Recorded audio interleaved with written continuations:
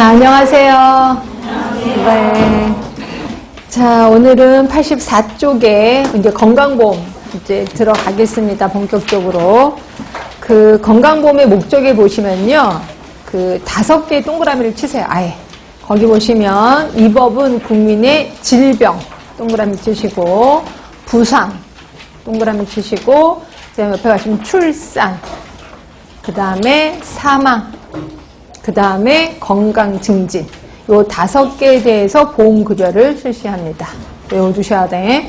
질병, 부상, 출산, 사망, 건강 증진 요 5개에 대해서 보험급여를 실시합니다. 요거 좀 이따가 요양급여랑 비교하겠습니다. 일단 보험급여는 5개에 대해서 실시를 하고 있구나 하시면 되고요. 그 다음에 이제 제가 전체적인 거 한번 설명드리고 줄쳐 드릴게요. 자, 우리 건강보험 하면은 꼭 3자가 존재합니다. 그래서 여기 공단, 우리 보험자라고 표현해요. 공단입니다. 그리고 보험자가 있으면 피보험자가 있겠죠? 피보험자. 피보험자를 다른 말로 가입자라고 표현합니다. 가입자.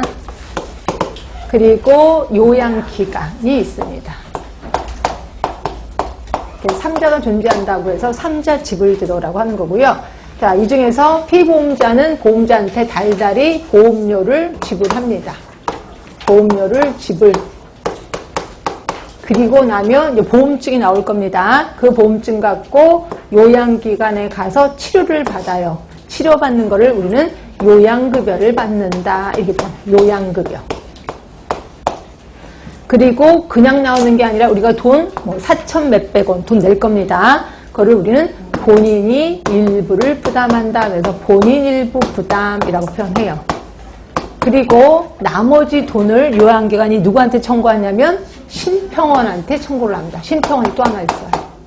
그래서 심평원한테 청구를 해요. 그러면 심평원에서 그 돈을 심사하고 평가를 합니다. 그리고 이거를 자, 요것만 받으세요라고 통보를 해요. 항상 깎아요. 그래서 통보를 합니다. 그리고 이것만 주세요라고 공단한테도 통보를 해요. 그러면 그 돈을 보험자인 공단이 주고 있다. 지불하고 있다. 그래서 둘 간의 관계에 3자가 돈을 준다 해서 3자 지불제도 이렇게도 표현하고 있습니다. 자, 그러면 이 중에서 이제 피보험자부터 얘기하겠습니다. 피보험자는 우리나라 피보험자는 크게 둘이에요. 하나가 직장가입자가 있고 또 하나가 지역가입자가 있어요. 자, 그리고 지역가입자는 또 다시 둘로 나뉘어요. 어떻게? 그렇지. 세대주, 세대원으로 나뉘어요. 여기까지가 피보험자 가입자입니다. 그러면 누가 빠졌냐면 우리 아빠가 조그만 구멍가게를 해. 그럼 우리 아빠는 세대주가 되는 거죠. 지역가입자 중에서. 나머지 식구들은 세대원이 되는 거예요. 근데 우리 아빠가 직장이 다녀. 그럼 우리 아빠는 직장 가입자겠죠. 그럼 나머지 식구들 어디 갔어요? 나머지 식구들.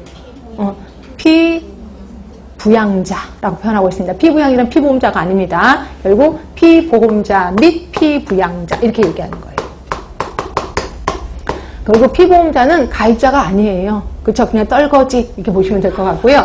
그래서 보시면 근데 요거는 짝을 줘서 외우셔야 돼. 직장 가입자하고 피부양자는 짝입니다. 그죠? 세대주하고 세대원이 짝입니다. 이걸 슬쩍 말을 바꿔 이렇게 바꿀 수도 있어. 세대주 피부양자 이렇게 바꿔. 그럼 여러분들 또 아무 생각 없이 맞지 않아? 이렇게 생각한다는 거죠. 아니에요. 세대주 하면 세대원이 꼭 같이 있어야 되고 직장 가입자 피부양자 이렇게 같이 항상 묶어서 외워주시면 돼. 그치? 그렇게 해서 그래서 이렇게 가입자는 이거다.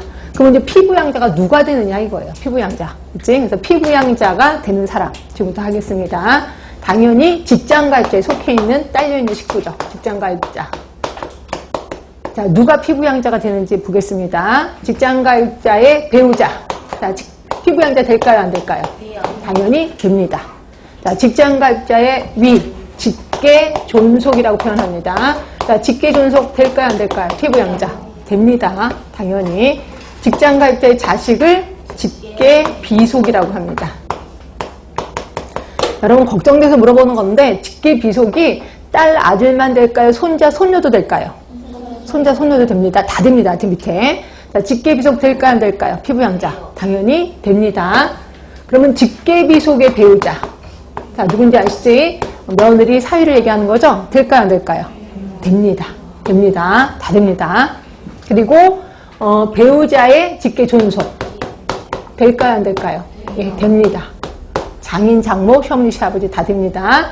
배우자의 직계 비속 될까요? 안 될까요? 됩니다. 다 됩니다. 데리고 온 자식 다 해줍니다. 그러면 직장 갈 때 배우자의 직계 비속의 배우자 됩니다. 다 됩니다. 다. 그리고 직장 가입자의 형제, 자매 될까요? 안 될까요? 됩니다. 됩니다. 근데 요번에 요게 또 블레이크가 걸렸죠. 뭐예요? 30세 이전까지는 됩니다. 30이 넘어가면 그다음부터는 안 해줘요.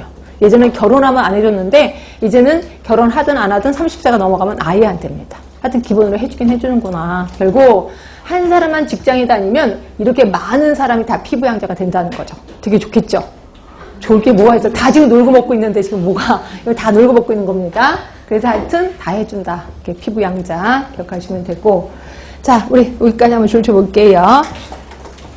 자, 건강보험 적용 대상자, 국내에 거주하는 국민은 건강보험의 가입자 또는 피부양자가 된다. 그래서 피부양자는 가입자에서 항상 이렇게 제외되고 따로 떨어뜨려 놓고 있습니다.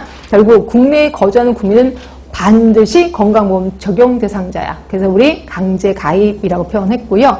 그런데 아닌 사람도 있긴 하네. 누가 아니냐면 동그라미 1번. 의료급여를 받는 사람은 제외된대요. 왜? 이 사람들 의료급여를 받으면 되잖아요. 그래서 제외되는 거고, 2번 독립유공자 등도 제외되고 있습니다. 독립유공자. 그런데 거기에 기역, 니은이 있을 거예요. 이건 뭔 소리냐면 독립유공자 중에서도